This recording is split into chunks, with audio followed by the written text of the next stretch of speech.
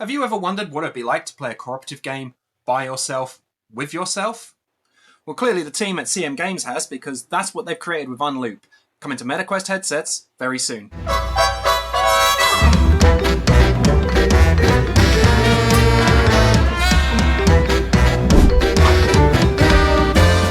UnLoop is a super interesting concept, and it's delivered in a really impressive fashion. The aesthetic of the game is like a retro-futuristic style. Everything is like orange and cream. You'll have seen this in lots of different movies and games and comics and books and so on. It's not anything unique, but it is delivered really, really well. It runs thick throughout every aspect of the game, from the design of couches in the backdrop and the general set dressing to even like the menu systems.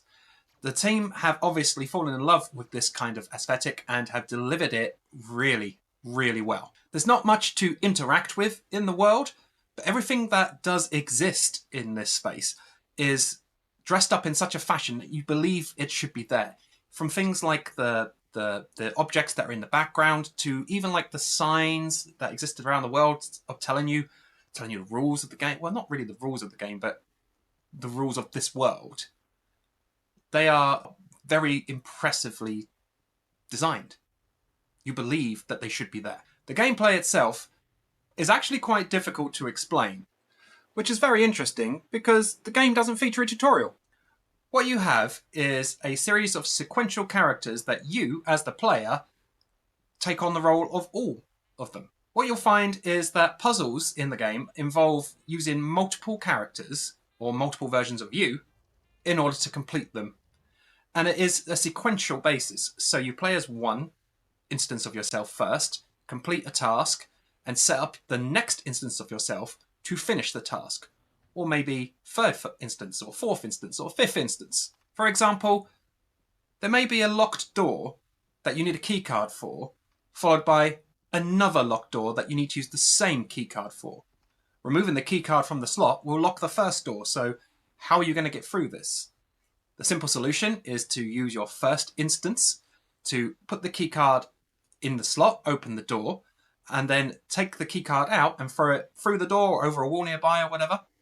And then your second instance can run through the door when it's open and then collect the keycard and open the second door with it. The game is designed that in such a way that you do need to explore every area of the environment of each puzzle to figure out what it is that you should be doing with each of your characters, with each of your instances.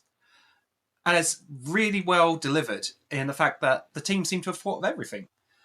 Each instance of you has a time limit, and after that they will, I'm not sure what they're doing, vaporizing, we'll say.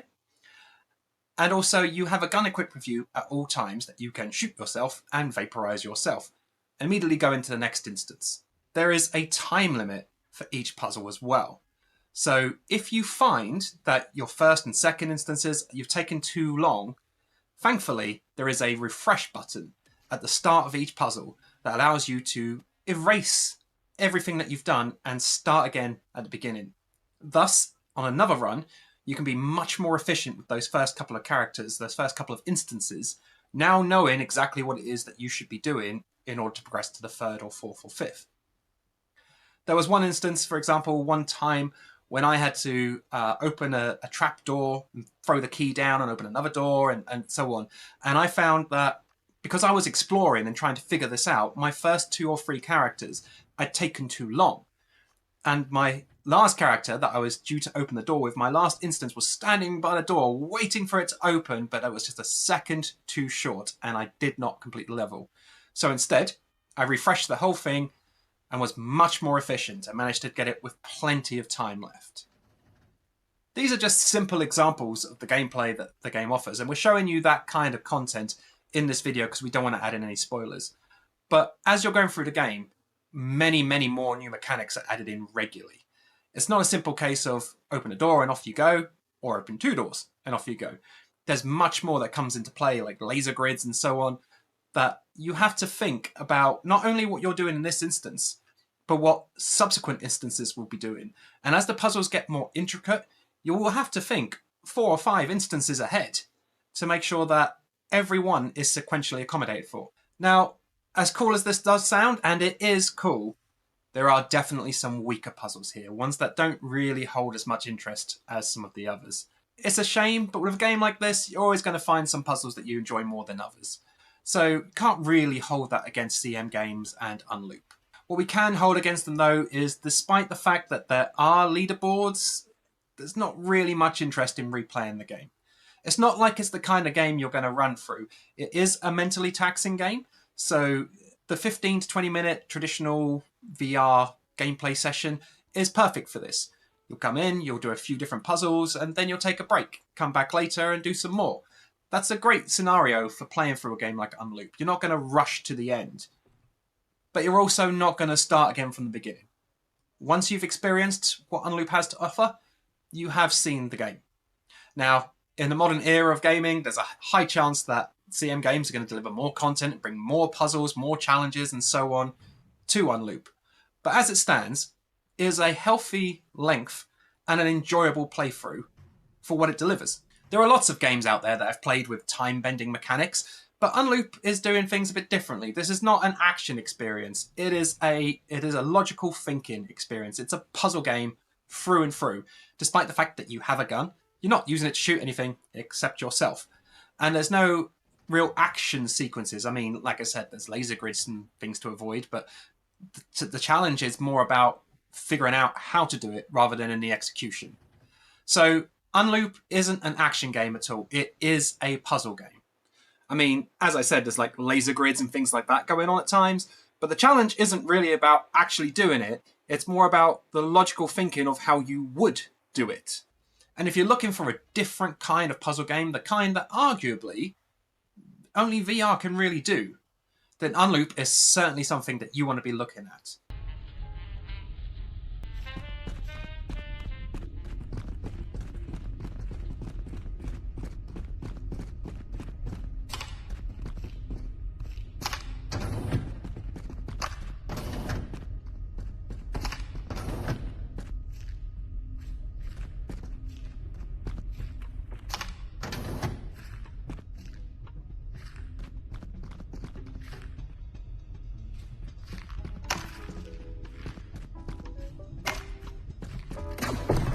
The game has come into MetaQuest headsets this week, and it comes pretty recommended for people who want a new logical challenge.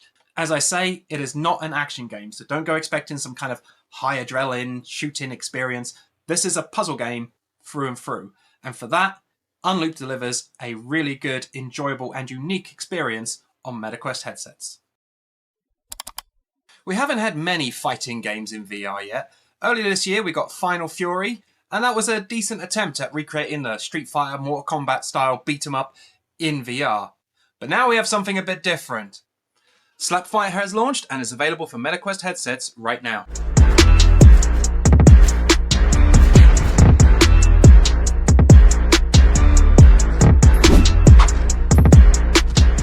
So Slap Fighter has actually been quite a while coming. It's been around in the media and online for quite some time. So it's built up quite an eager audience. And as you can probably guess from the name, this isn't a game that you're supposed to take too seriously. It has a very comedic premise. A slap syndicate, as they're known, has taken over the world. Slowly but surely, from the shadows, they've come in to take power. And they're led by these bosses that have control of elemental slapping. And basically, they run the world with an iron open palm. You are the seemingly adopted son of the big boss of the Slap Syndicate. However, at the start of the game, he rejects you and you're thrown out, and so now you're trying to get revenge. So actually, you're a bad guy in this game. The storyline, as comedic as it is presented very well. You have two-dimensional, flat comic book style panels with a voiceover telling you what's going on, and then in the game, the story is delivered through fully 3D character models and panels representing them with their dialogue. And it's all pretty high quality. The visuals of the character models are quite well done, and the arenas are quite well detailed.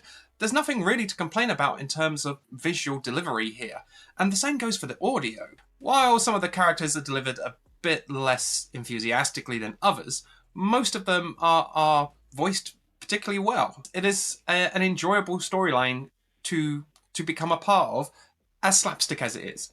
And it is literally slapstick, given the premise of the game. And the slap in itself, the gameplay mechanics we have on offer here, do on paper seem pretty good. You have basic movement and also jumping, which slows time and allows you to choose where you're going to land. And then you have obviously the basic slaps, slap in open palm, and a block maneuver, which is to close your fists and raise them around your head. This is all pretty simple so far. Then you have the elemental attacks, which by holding a button, a wheel appears and you simply move your hand to which one you want, and an elemental ball appears in your hand, which you can then throw. And this is an automatic hit. You're not going to throw and miss. So it doesn't matter that there's a significant recharge time between them, because everyone is going to land. That is, unless your opponent chooses to throw a ball at the same time. And you can do this as well. You can choose an element to counteract your opponent's elemental attack, and that will either just demolish it, just remove it from play, or bounce it back at your opponent. Now, these elements, I mean, they're supposed to be like a bit of a rock, paper, scissors thing going on here, I imagine, but they don't really work, because you're going to be too worried about using your element on the enemy in case they counteract it and you're left without one, and you're going to be wanting to save yours for when they're going to do theirs. So in the single player at least, it becomes a case of I'm not going to use mine in case they bounce it back at me, and I'm going to save it to bounce theirs back. And that's really all it becomes. The slap in itself, the basic combat, is a case of go up to your opponent either by walking or jumping and swing your arm to slap them. That sounds pretty simple, and it is. But there's also combos that you can build. And again, while these sound good on paper, in practice it's not very interesting. Land a good slap, and time will slow down, and lightning bolts will appear either side of your opponent's face, indicating which side you should be slapping them from. But it's not actually which side, it's which hand you should use to slap them with. There was a time when I was first starting, when I was doing the training mode, and I was trying to slap back and forth with one hand, and it wasn't allowing it. It is literally, you have to hold the two hands and slap in the direction of these lightning bolts. So this slow-mo combo, you slap them once to launch it, and slap them hard to launch it, and then you follow the instructions on the screen, and a combo is initiated. Should you do all of your slaps in sequence successfully, they get to counterattack, which you must then dodge, and then the sequence begins again. It's not very interesting. This isn't a game like Final Fury, which you can see a review of up here, that is concentrating on getting the best out of both the fighting game genre and VR. This is a game that is supposed to be immersing you in a world comedically. You have fun for a short while, and then you will move on. Now, Slap Fighter does feature online gameplay against friends, or also online matchmaking, and this is where it could save the game. When you're playing against the computer, as interesting and funny as the story is, the gameplay itself, it doesn't really stand up. It's not more than simply walking up to your opponent, slapping and hoping they don't slap you back. Online, it can become much funnier. Online, when you're playing against other people, especially people who are just starting out, the same as you, and you're going in and you're trying to slap them while dodging and they're trying to do the same, the back and forth is quite amusing.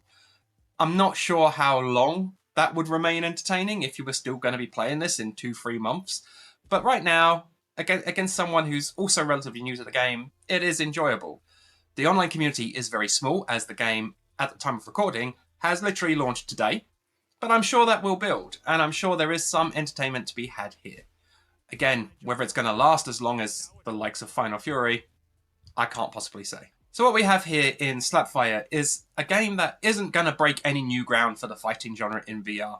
It is competent in what it delivers, even if it doesn't really stand out as something special. A lot of love and attention has been put into the delivery of it in terms of the visual quality and the storyline and even the audio presentation. But in terms of how the game actually functions, the gameplay mechanics, I just think it's too simple and uninteresting. There could have been so much more that could have been built around the idea of slap fighting. That's simply just not happened here, which is a shame, because the concept does have potential. That storyline, once again, does have potential for an interesting game to come of it. But sadly, in my opinion, the mechanics that are in the game are simply not engrossing enough to carry the weight of a long campaign through this storyline. Round 5. Fight!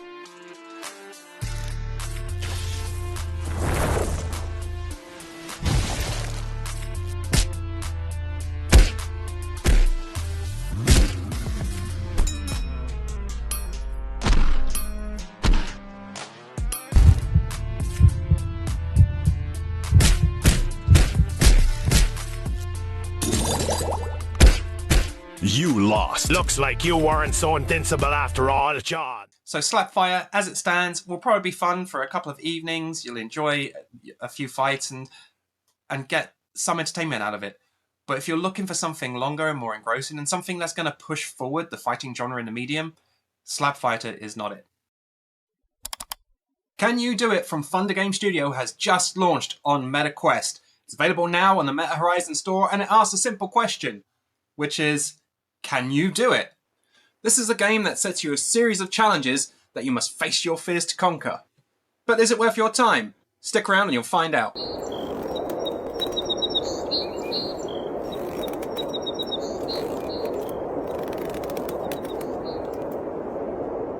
So Can You Do It comes from a studio that has made a lot of VR experiences, many of which you've probably never heard of.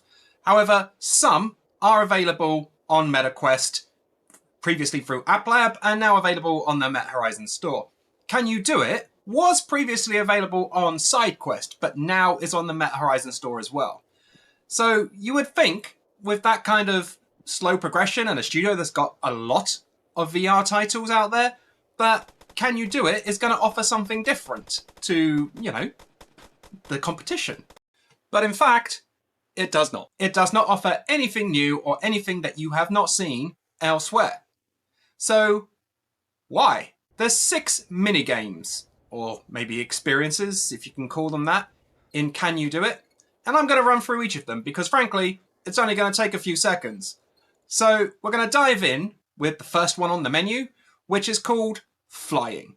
But in fact, it's actually hang gliding. Now, you might think that a hang gliding experience in VR, you would be able to grab hold of the bar, the steering device, whatever it may be, I don't know what it's called, and guide your hang glider in some sort of maneuvering, maybe even Pilot Wings-esque flying through rings type experience.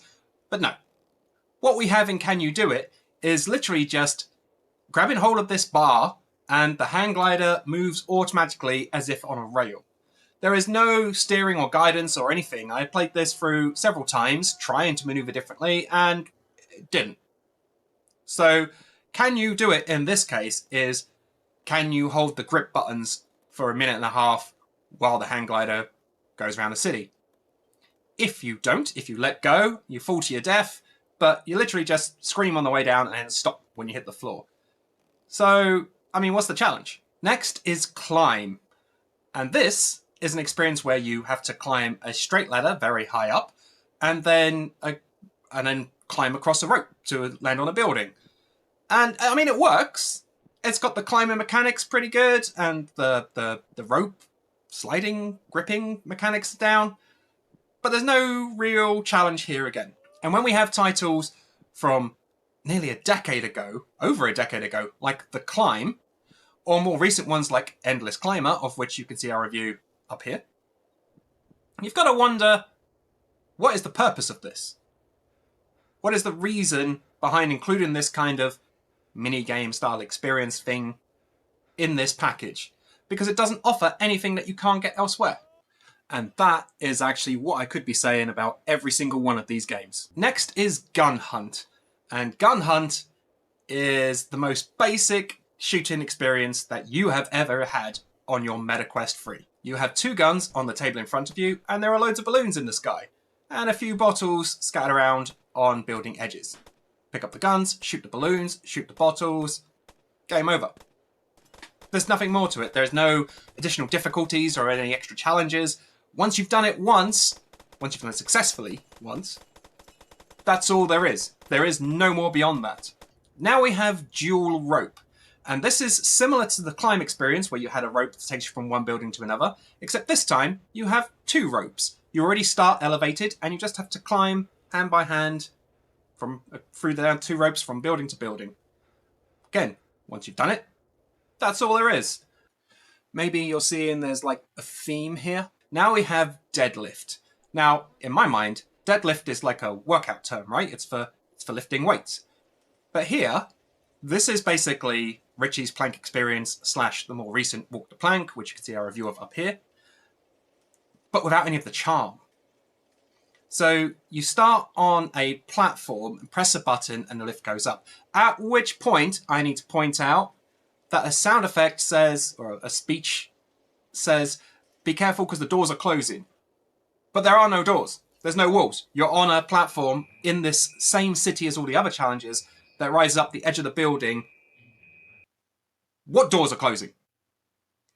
Once you get to the top, there's some alert saying you must evacuate, and the platform goes down a bit, then up a bit, and then just drops. So I understand the whole dead drop, right? But again, there's no experience here. It is literally just it's almost like it's trying to recreate the Tower of Terror ride from Disney World, but doing so very poorly. When you go down, you hit the floor and it acts like you've died, just like every other experience, just pauses there for a minute. And that's it, you're done. And finally, we come to Zipline. And Zipline is, as would be expected, a zipline.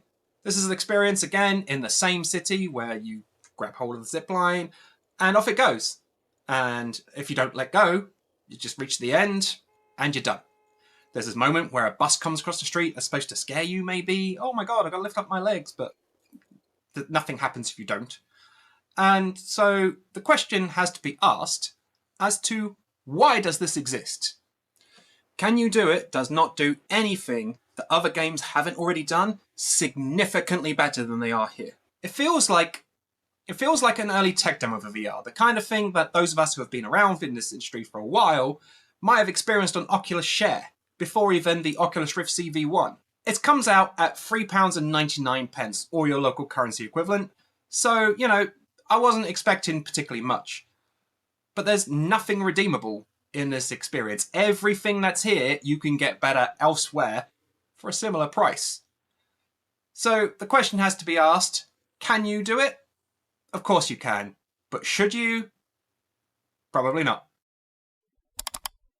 DrakkenRidge is a new single-player RPG available for MetaQuest 3 and MetaQuest 3S right now. If you're looking at the screenshots or the trailer and you're thinking, this kind of looks like Skyrim meets Minecraft, you're kind of halfway there. But there's much more that goes on in this game besides just that.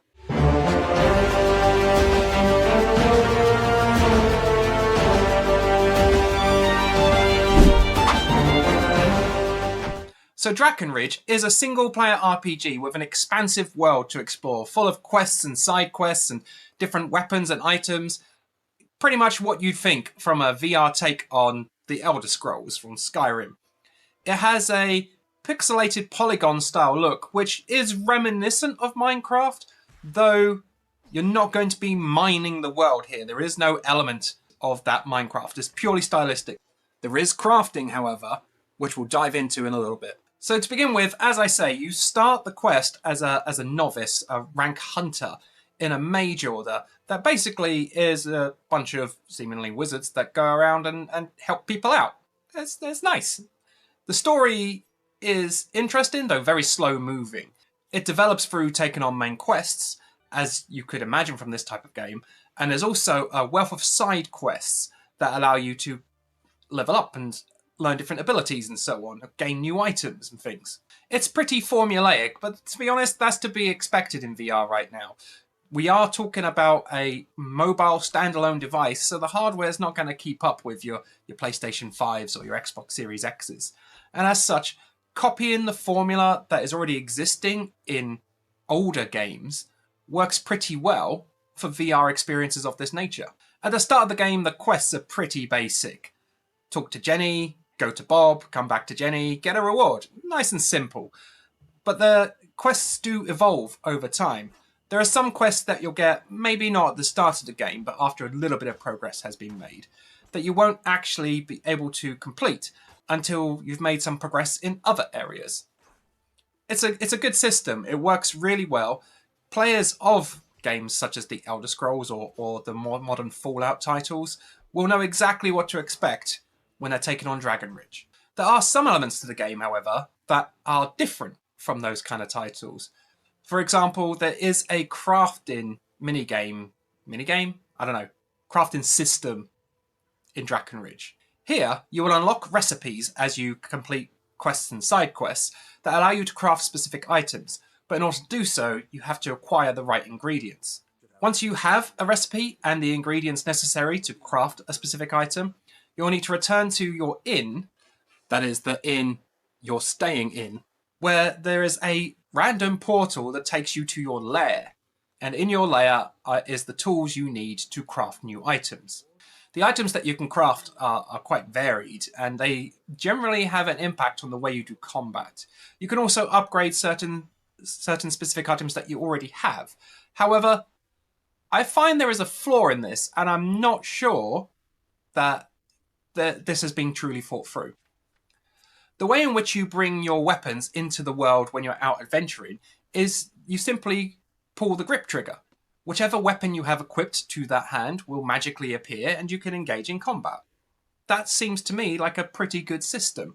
You're not drawing the sword from behind you or anything like that. You're simply pressing the trigger. It's a magical sword. It appears out of nowhere. Good stuff. However, when you're in locales where there is no combat, there are no weapons equipped. So in order to access the weapons to upgrade them, you have to go through a menu system because you're in an area where there's no combat. And the game never tells you this. It was some time when I was roaming around my lair going, right, my mission is to upgrade my shield. How do I access it? And I only stumbled across it because I randomly was pressing buttons. Throughout the game, as you progress, you'll find there are many small irritations like this, which is a real shame because DrakkenRidge is actually a really enjoyable take on the Elder Scrolls / modern Fallout formula that's designed specifically for VR. If you're looking to go on new quests and take in a fantasy atmosphere and enjoy becoming a hero of a mystical land, DrakkenRidge is a really good time, but it is littered with really small, tedious, minor flaws. One of the biggest of these flaws is that if you're using a sword and a shield, they will often mash together and conflict, even though you're not actually putting them that close together. The combat is actually really enjoyable in this game, but that flaw makes you basically not want to use one of the major abilities in the game. You'll just be using your sword instead of using the sword and the shield. As it's a new title, there is hope that the developers are going to take a look at this and other comments on the internet and maybe make some updates and add in a bit more direction and something to overcome the issues that exist in the game. In terms of visual direction, DrakkenRidge is actually pretty interesting. It is using that whole pixelated polygon Minecraft style, and yeah, that is becoming a bit worn out. But the world in which it delivers is pretty nice. It looks at distance quite picturesque. There are some really nice vistas, and there is a wide variety of environments for you to go and explore. What's more, there are lots of locations that you will stumble upon, again, just like in the Elder Scrolls or modern Fallout titles.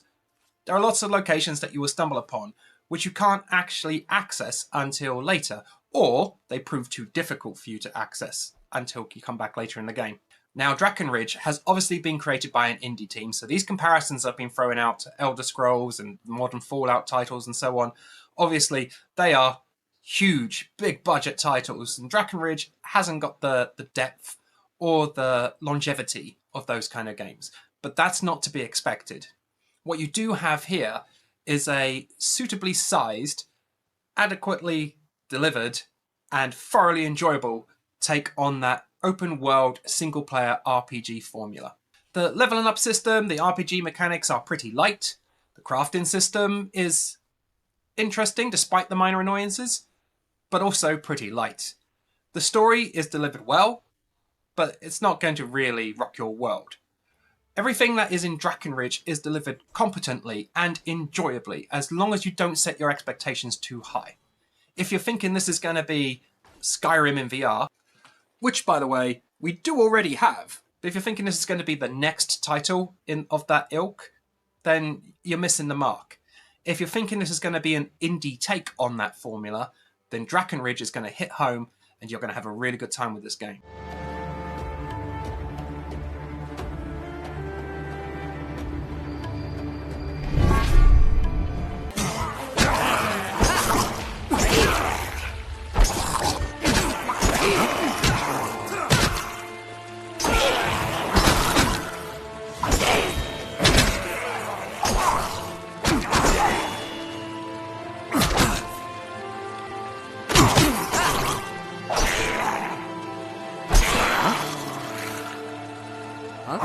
So DrakkenRidge is available now for MetaQuest 3 and MetaQuest 3S. Sadly, it seems like there's no MetaQuest 2 support at present, at least. If you do have a MetaQuest 3 or a MetaQuest 3S and you're looking for a brand new single-player adventure game specifically designed for VR, DrakkenRidge comes highly recommended.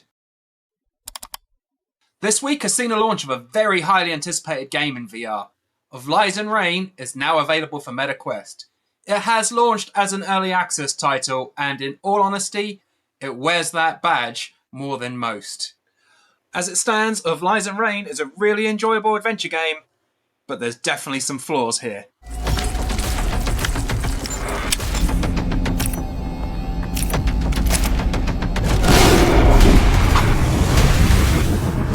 So, as I said, Of Lies and Rain is available now as an early access game for MetaQuest headsets, and we need to be aware of that early access flag all the way through this talk here. The developers have even said that if you're not familiar with early access games and you're not okay with bugs and glitches appearing throughout and basically not being polished, then wait. Of Lies and Rain is in its current state, it's got issues. Of Lies and Rain is a sci-fi adventure game. If you think of Wanderers, Fragments of Fate, you know, that kind of adventure experience, but in a sci-fi universe, you're pretty close.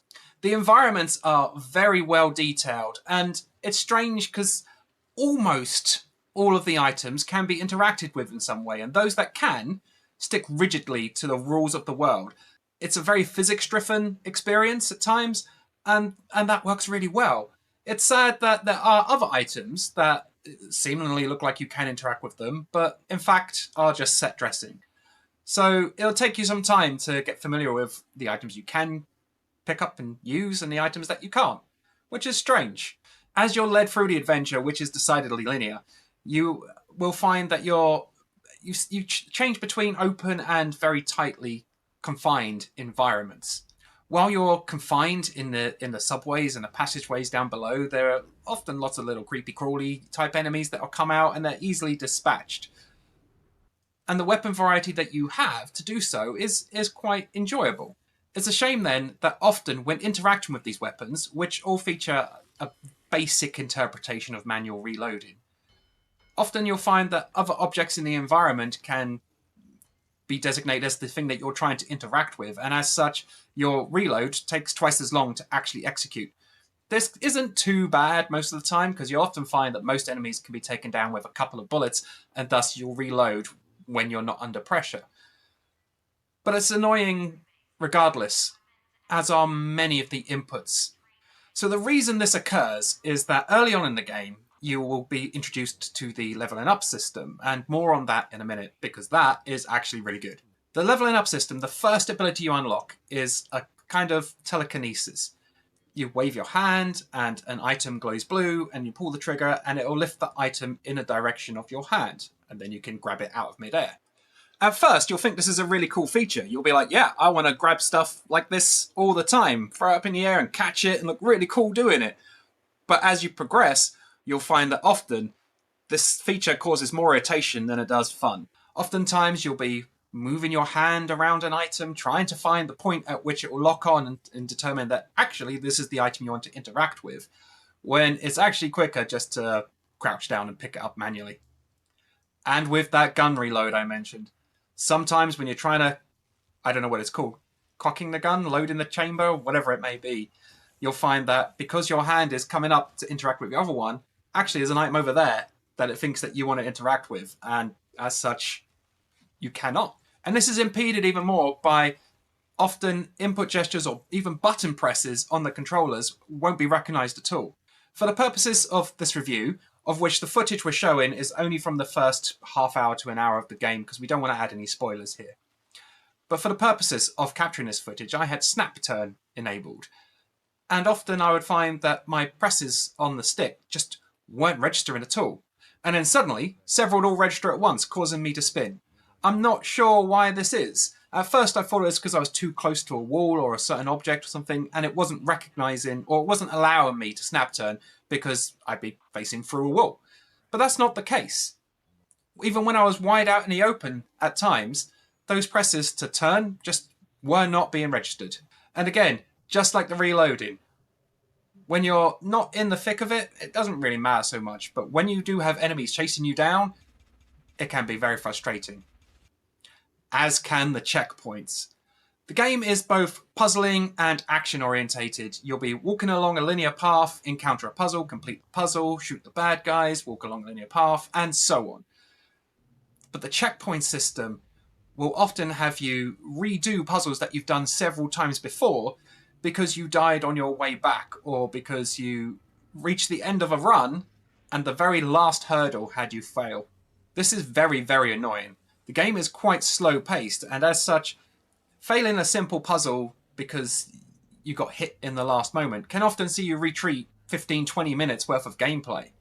There's no need to point out how frustrating that can be, especially when, gameplay time in VR is much more limited than in traditional gaming, simply due to the comfort factor. Now, we've gone through a lot of the negatives here, but as I said at the start, Of Lies and Rain is enjoyable in its current state, and we're going to tell you why. Firstly, that leveling up system. This is fantastic, frankly. As you're progressing through the game, you'll find little glowing cubes, which are known as GPUs, and you can use them at certain designated points to purchase new abilities. Now, in most games, you'll find these kind of items littered around, and you'll get a little XP boost or whatever it may be. But in Of Lies and Rain, it is the whole system. And what's more, there are hundreds of them. They are everywhere. You'll be wanting to check every box, every corner, everything. Just like you're playing a Bioshock game or a Fallout game. Every little drawer, every little cupboard, every little breakable item, you'll want to check them. You'll want to break them and see what's inside. Because more often than not, you'll find one of these cubes. And what's more, as you do find these cubes, you'll have the ability to unlock another ability that lets you find these cubes easier, increasing the compulsion. Everywhere you'll be looking for these cubes to try and unlock some new abilities.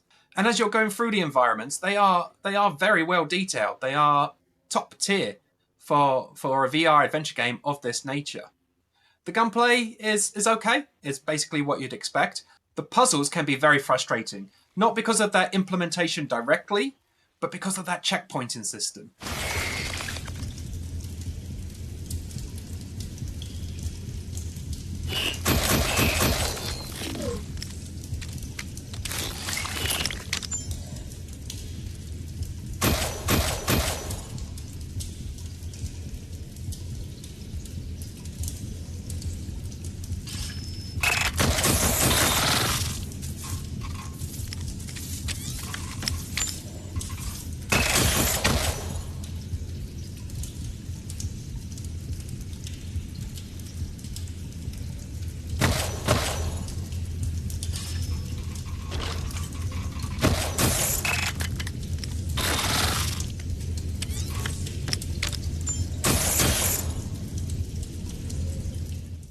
So, Of Lies and Rain does present a very compelling argument as to what an adventure game should be in VR.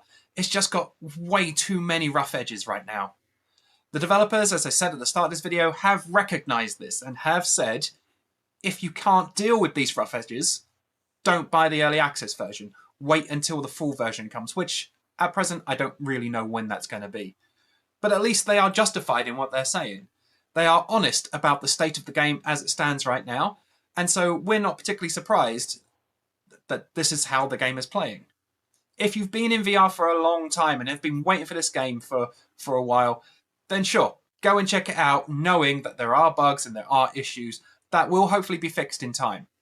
However, if you're relatively new to VR and you're just looking for some kind of adventure game, there are more complete offerings out there right now. Go and check them out and come back to Of Lies and Rain in a few months' time. There's a new game out for MetaQuest headsets that seems to have arrived pretty quietly, but has quickly built an audience of strong fans. And there's a reason why, because Megacity Patrol is not like a game that you've played before.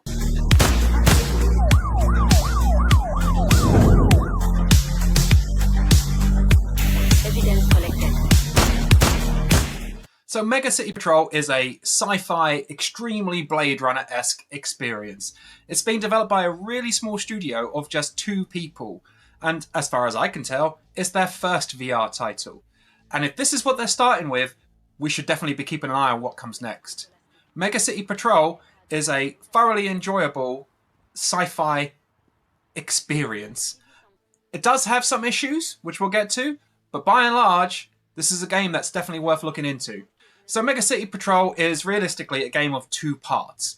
The first is when you're in your air car and you're flying around an open city looking for crimes to engage with, to solve. It's called Patrol because you are literally just patrolling the sky around the city. The air car controls, I'm not going to explain them here because it'll actually sound more confusing than it is in play. And the way it works is that there are points of interest around the map that you can drive/fly to, and once you lock into them, you will automatically land in those areas. And there's 2 halves to the city. This sky travel in your air car is one half, and once you lock into these destinations, the car will automatically go down to the lower city, which is where you enact on foot. The on-foot sections are where you actually solve the crimes. There'll be simple things like locating items or taking out rogue androids and so on. There's nothing particularly complex going on here, but it's fun. You'll have an icon appear on the map and you have to work your way through the location to find the destination that you're getting to and then engage in whatever task you've been set. Often these tasks are simply eliminating rogue androids, and you don't have health or anything like that because they don't really fight. You just have to go there and shoot them and then claim your reward. And as you go through, you can return to the police station, the police HQ, in your air car and spend the credits that you've earned to buy upgrades. It's a really simple system, a really simple game loop, but it's something that does have you coming back. There's a wealth of opportunity for the developers to add in new varieties of mission types and new upgrades that you can buy and so on, making this game quite open-ended.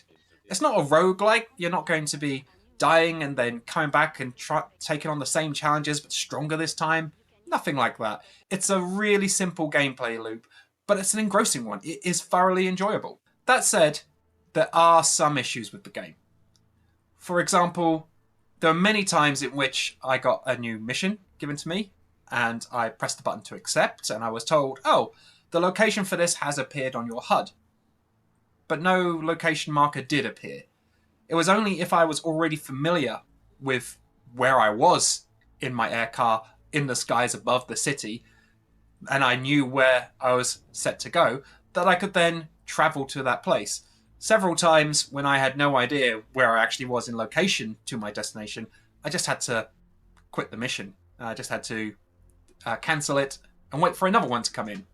And this is actually even more annoying when you're on foot. You know where the destination is, so you fly to it, you lower yourself down to the lower city, get out of your car, ready to take on some action, and nothing happens.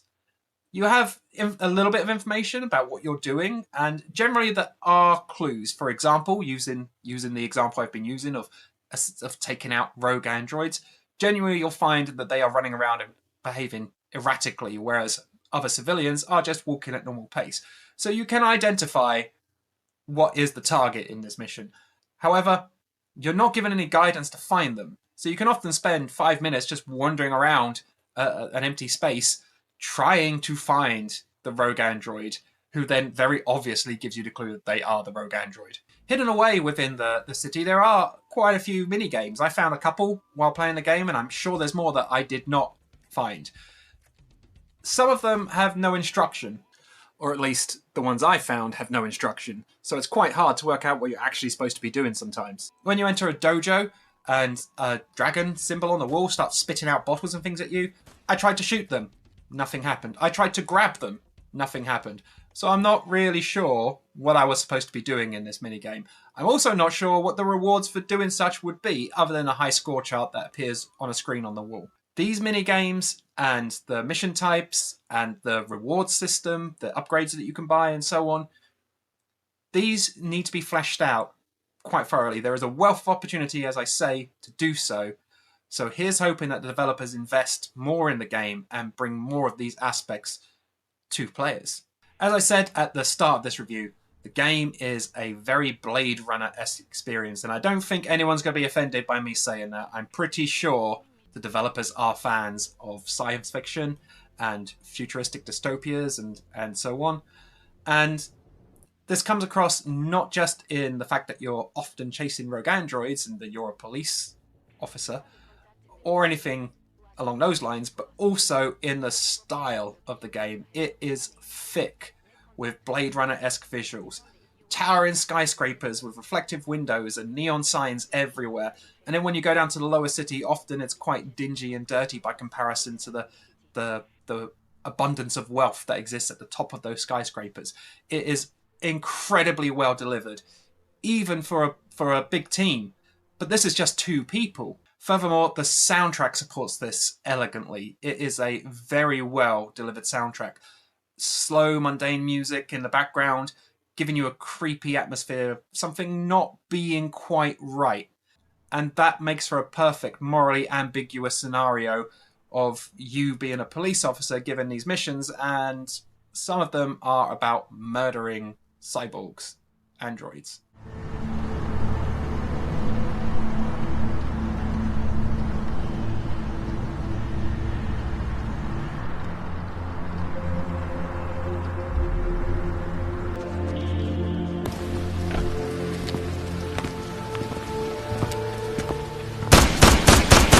So Metacity Patrol is a really enjoyable game as it stands, and there is a huge amount of opportunity to improve the game and build upon it and make it better in many respects. But the gameplay loop that's there right now is already thoroughly enjoyable. The difference between the air car sections and the on-foot sections, they blend so well, and there's no loading times between. Well, I mean, there's probably some disguised loading times while you're in that descent, but you're not cutting out of the experience. You're sat in your car, lowering down into that lower city.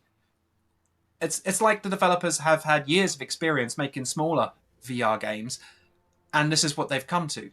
Not being, what, as far as I can find, the actual first VR title. So Metacity Patrol is a highly recommended experience for anyone that has a want to see something new in VR. For people who are just getting their VR legs in their first experience, maybe wait a few months and see what kind of updates the developers have planned. But for people that have been in VR for a long time like myself, don't miss out on Metacity Patrol.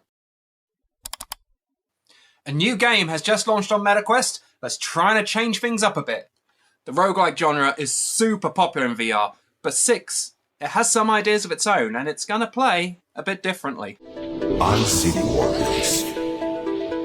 The weak flicker, and only the strong endure. You will fall. Now, before we dive in, Zix is an early access game. The developers make you really aware of this before you get into the game. It tells you this as you as you accept an agreement before you start. And then in the game, in the hub area, it tells you all of the issues that the developers are aware of before you even jump into a game. And to be fair, they're pretty accurate. There are some things that we found a bit more difficult or unwieldy than they should be, and some things which didn't really have any effect. But all of these issues that we discovered when playing were highlighted on this wall in the game. The developers are obviously very aware of what they've put out here in early access and what needs to change. So it's good to know that that is the agenda, given that Zix, even as it stands, is a pretty good time. As I say, 6 is a roguelike game.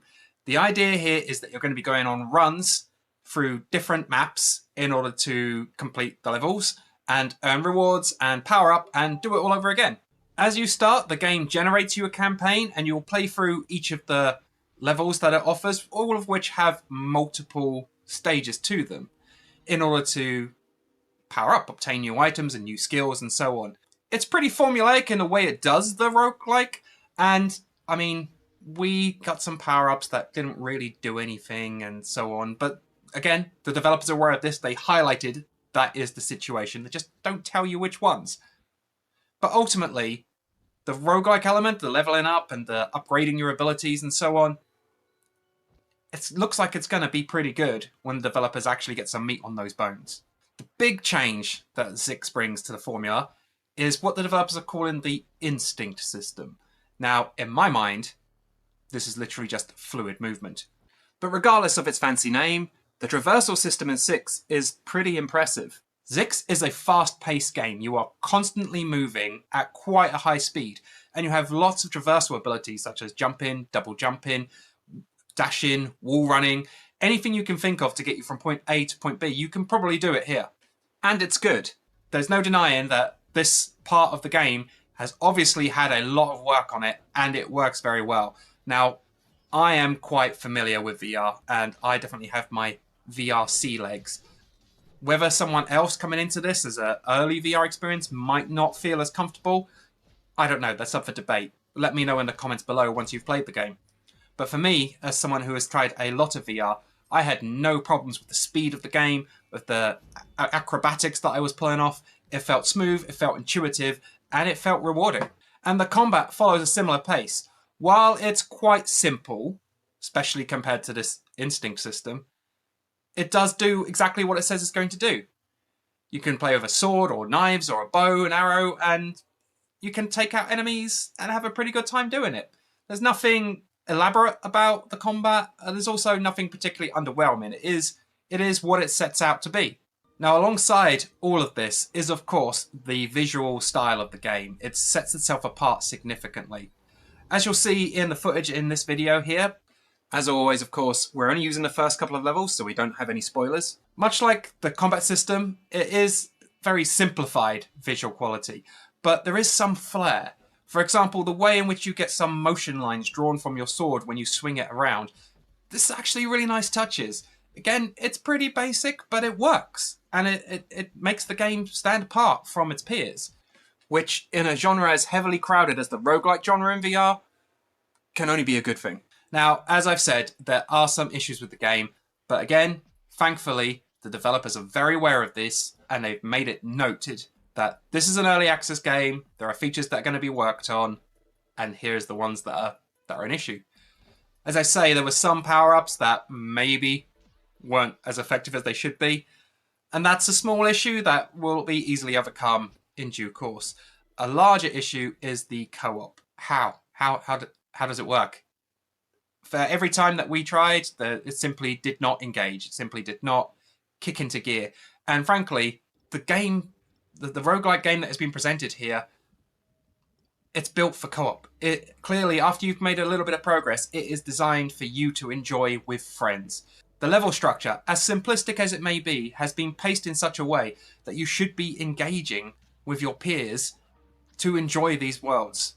So Zix is being presented with some pretty impressive movement systems, some decent combat, a leveling up roguelike system that looks like it has a lot of potential, and some really cool visual style. So what's missing? Well, ultimately, as I said the whole way through this video, it is an early access game. That co-op system needs a significant amount of work, the upgrade system needs some fleshing out, and there are a lot of frame rate issues. Throughout just even the first couple of levels that you're seeing here, honestly, probably about 70% of the time, there were frames being dropped all over the place. And it's a shame, because the potential here to deliver a visually impressive, high-quality VR experience is very high. Zix has laid the groundwork in its early access version for what could be a very compelling and unique roguelike experience. Whether or not the developers can actually push it that extra mile to bring to us everything that they're promising, everything that was mentioned in that errors list on the wall when you first start in the hub, time will tell. But even as it stands right now, Zix is a good game. So we can only hope it's going to get better in the long run, right?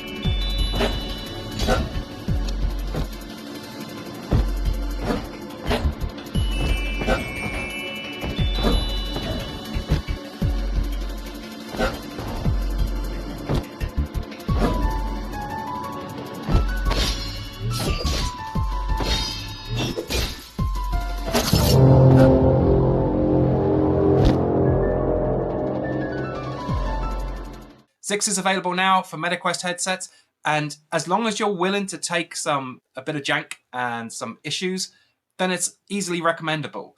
If you're someone that likes games that are polished to perfection before you start though, maybe wait and see what comes from the developer down the line. By now, I'm sure you're used to the usual 131XR presentations. We talk about games. We talk about VR games and review them on a MetaQuest 3S. But VR is much more than just one headset. So today we're going to do things a little differently. We're going to look at a different kind of headset that's on the market right now, the Pimax Crystal Lite. So the Pimax Crystal Lite is a PC VR only headset, and it functions through a DisplayPort. So before we even begin, if you're looking for a new PC VR headset, make sure that you have a graphics card that has a DisplayPort built in. Some older graphic cards may only have HDMI, so this ain't going to work for you. But if you are going to drop $900 on a new PC VR headset, you've probably already considered the graphics card situation. And that is what Pimax Crystal Lite is in a nutshell. It is an $800 or $900, depending on the options, PC VR headset that is aiming for the highest picture quality possible. And honestly, it does a pretty good job of achieving that goal. There's a 2880 pixel resolution per eye. That is fantastic. The image clarity, the sharpness of the images that you'll be presented with this headset is top tier. It's some of the best we have ever experienced on PC VR for that price point. There's 2 options. Well, actually there's 3. But we'll get into that third one a little bit later. There's 2 options as standard, which is with or without controllers. Without controllers, it's $799, and with controllers, it's $899. The Pimax is pushing the agenda in terms of visual quality. So there are some areas that suffer due to this insistence on delivering that high quality visuals. As such, while I would argue that the Pimax Crystal Lite is one of the better PC VR heads available right now, it does have flaws. So we're going to talk about the quality of those visuals first up. It's a 102 by 102 degree field of view. That means it's a very wide spectrum in all degrees, in all angles. Currently, it is one of the best field of views available in a consumer headset for that under $1,000 price point. Coupled with that field of view are some very high quality lenses that allow for an anti-glare system, so you're not going to get any of the sunlight creeping in issues that you often have on other devices.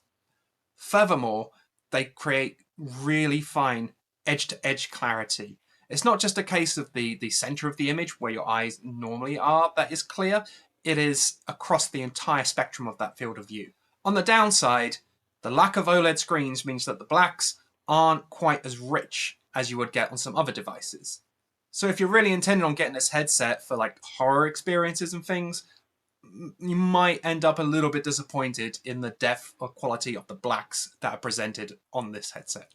Now we're going to talk about the package that you get. The Pimax Crystal Lite comes in the box with everything that you need because it is an inside-out tracking headset. That means that there's no need for Vive base stations or any other accessories other than what's in the box. You can opt for the version that doesn't come with the controllers, as I said earlier, and that's $100 less. So if you already have Vive controllers or a Valve Index or so, you can just go for the headset as a standalone. But the set that comes with the controllers literally has everything on board. So you have the tracking built in, you have built-in speakers and microphone, and obviously the controllers required to have gesture input in games. The tracking is actually very reliable, despite it being inside-out tracking, which is commonly thought of as less reliable than external tracking. But there is another option. This is that third option that I mentioned earlier. There is a version of the Crystal Lite which can be bought to use base stations. And that tracking arguably is going to be superior to what's on board here.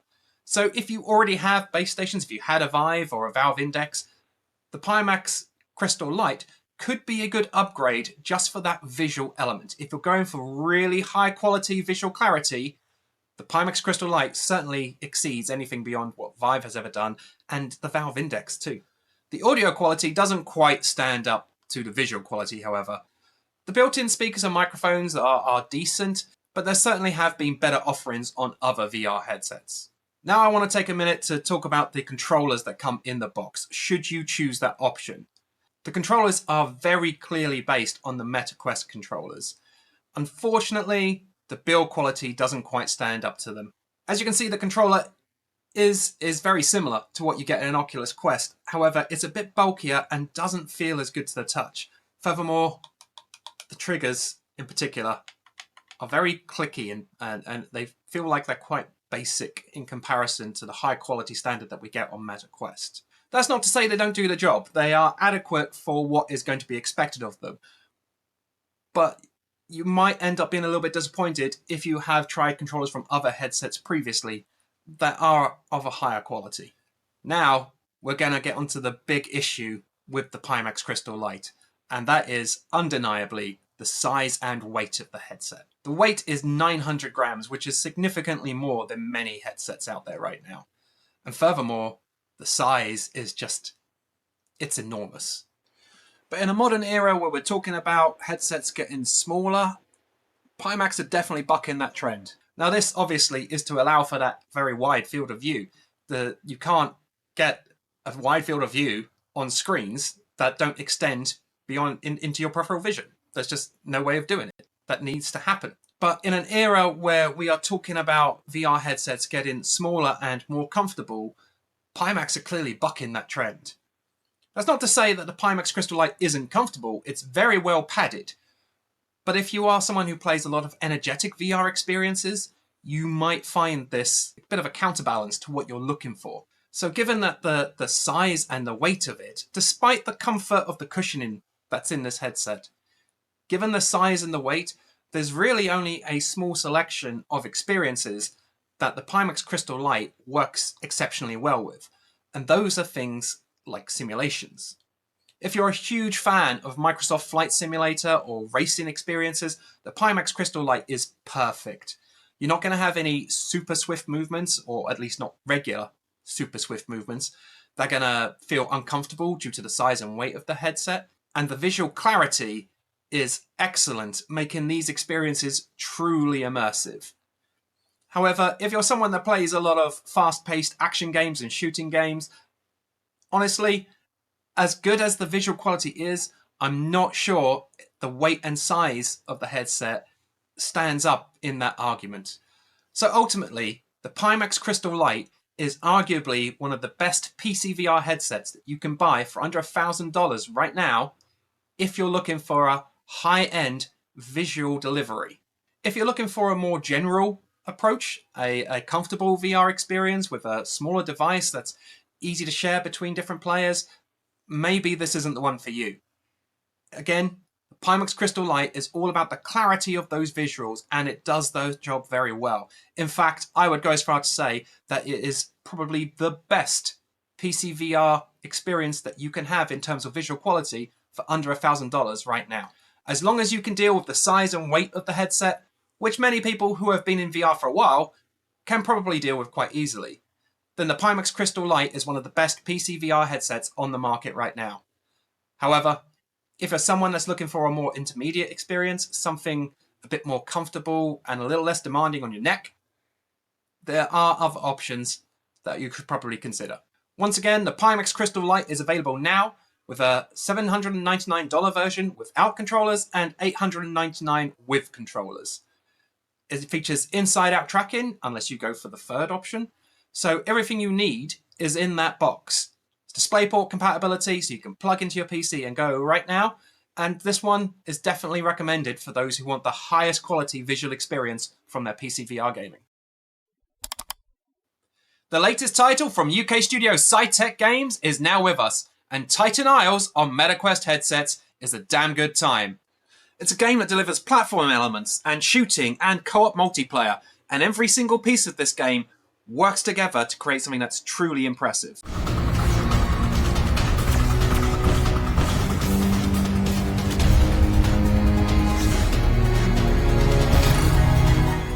So Titan Isles casts you as a wanderer, alone-ish, in a future world. The planet of Tosca, in which you inhabit, has been invaded by these giant Titan robots, but you were put into cryosleep, so you missed the war. And you wake up in the ruins of what was your planet and need to basically uncover what actually happened while you were in cryosleep. Honestly, the story is more or less here nor there. It is just set dressing for the experience that you have. And that experience is absolutely fantastic from start to finish. The game probably looks pretty strange in the screenshots and video that you've seen. Lots of floating lands and so on. And it is. It's a really strange presentation. But it works. It works surprisingly well. If you've played any of Cytic Games' previous games, specifically the Windland games, you'll probably know a bit about how things are going to get laid out here. But for those of you who haven't, essentially, you are playing as a character with a special suit on that has loads of momentum options, depending on which you choose from. There are 4 to choose from, and some have jet propulsion, some have many multi-jumps, but all of them are very, very fast. And you will go hopping between these different floating lands along a pathway from start to finish, fighting enemies along the way. It sounds simple, but there's much more to it than that. Every level has multiple routes that you can select from in the hub in order to engage with them, meaning that basically every level is essentially 5 or 6 levels in itself. Every map has 5 or 6 levels. But more than that, as you're progressing, you don't necessarily have to follow the prescribed path. You can cut corners or even find hidden routes that lead you through along the same A to B that you're meant to be going, but taking a completely different route to what you had done the previous time. It's super impressive in the level design, despite it looking a bit weird. And the momentum options that you have are second to none. I honestly have never played a VR experience that moves you so fast and so fluidly, and yet not at all did I feel any kind of simulation sickness. To begin with, the game has a lot for you to take in. There's a great deal of verticality, and as I say, the momentum is pretty fast. So you'll be doing, basically learning the ropes of how to maneuver through the world, but at the same time, you have to take out enemies. You have to learn the combat abilities of whichever suit you've chosen, in addition to the movement abilities. So it can be quite taxing when you first start. Fortunately, the first level, of which most of the footage that we've got in this video is taken from, because, we don't want any spoilers, but that first level is designed very well, regardless of which suit you choose, to teach you the basics of both movement, momentum, and the combat. The combat, in my opinion, there are some suits that are significantly more fun than others, but it does do what you expect it to do. It is a shooting game, but the movement is the element which the game really hits hard with, that momentum. And so after you've done a few levels, it's not going to be a simple case of standing or strafing and shooting like you might normally. You will adapt to taking your combat up into the air, to launching yourself high into the sky above an enemy and aiming and shooting while you're free-falling back to land. It's a different kind of experience to any other shooting game that you have played in VR. Once that training is done and you've decided, hey, you know what, I want to team up with some friends, I really found that the experience kind of reminded me of Lost Planet 2. Not in the way the game is delivered, obviously that is an old Xbox 360 PS3 PC game, played in third person, but in the way that the co-op elements work. The fact that enemies will often be balanced to be played with more than one player. And so really taking a co-op friend into the world is the way to play Titan Isles. That's not to say it's not enjoyable in single player, because it truly is. But there are times when you will feel that having even just a second person, let alone 4 of you, going into this world together would really change the tempo of the game and the enjoyment of the experience. So realistically, if you're looking for a super impressive shooting, jumping game for a single player, Titan Isles is a good bet. If you've got even just one friend that wants to play this with you, you're guaranteed to have a good time. As I've mentioned a couple of times, there are 4 suits to choose from, and each of them have both a different momentum ability and a different shooting ability. I actually really prefer the slower guys with the big guns, but you'll probably find your own preference. And each of these suits can be customized in terms of cosmetics to quite an extensive degree, but also, upon completing each level, you'll earn rewards that can then be spent on upgrades. It's kind of a roguelike system, but very, very basic. And it doesn't need to be any more complicated than that. It still remains enjoyable as you complete a run, come back to the hub world, realise that you've got a couple of points to spend, and you go, I'm going to try something new, get a different upgrade for a new suit, and go back in and try it all over again. And each time you try a new suit, or a new upgrade to a lesser extent, it does feel like you're learning again. There is more to learn. For example, there is a suit that allows you to mid-air jump several times, and you can buy an upgrade to extend the amount of times that you can jump in mid-air. And it's one of the first upgrades you can get. So when you return to level, previously maybe you had 4 jumps that you could do before your energy meter was depleted, and now you can do 6. And the jumps are pretty long. So that means you can traverse very, very far with a single upgrade. And this leads to the fact that speedrunning is undoubtedly a joy in this game. It's a real shame that some areas of the levels are shut off, a door will not open until you've defeated all the enemies, because personally, when I was using a suit that had a lot of forward momentum, I found it much more fun just to sprint, just to launch myself into the air and navigate around as quickly as I could from point A to point B, ignoring the path that had been set out for me and trying to take shortcuts, trying to leap across chasms to get to the exit as quickly as I could. And I'm sure there are many speedrunners that will have a field day with this game. While the visual design is a bit abstract with all the random islands and holes and deep chasms that you can fall into, the game does look really impressive. The draw distance in particular is staggering. The environments are pretty low on detail and the enemies are very basic looking. So that affords the developers to put more of the power into drawing more of this world. So it's reasonable to assess how this draw distance has been created. But nonetheless, it is a real treat to be able to stand on a platform and look miles into distance and go, that's where I need to be. What is my quickest, shortest route to it? Now, we were playing the final version of the game prior to launch, and we did encounter a few very basic issues. These will probably be fixed by the time you watch this video, so don't worry too much about it. But they're simple things like the scoreboard's not working. When you finish a run with your co-op buddies, you obviously get some stats about how you have performed, how many kills you've made, and so on. But when we were playing, it simply had zeros for everything. So hopefully this issue will be fixed. Thankfully, we did not encounter any kind of technical issues such as frame rate drops or anything like that, because obviously with a game that's based about speed, that would severely hamper your experience. And talking about that speed, in addition to the main mode, there is also a racing game mode. And now this is a series of maps that don't have any enemies, and they're just challenging you to get from A to B in as quick a time as possible. They have a set amount of checkpoints, and as you hit each one of them, the score, or the time that you have achieved will be highlighted on the screen. Now, this isn't anything special. This is just a simple standalone mode. But as I have been going through in this video, talking about the momentum and the speed and the joy of speedrunning these bits, honestly, I think it's going to be the racing mode that I'm going to come back to when I'm playing by myself, more than the normal campaign mode. So Titan Isles, as it stands, is a really enjoyable single-player game, but an absolutely fantastic co-op game for MetaQuest headsets.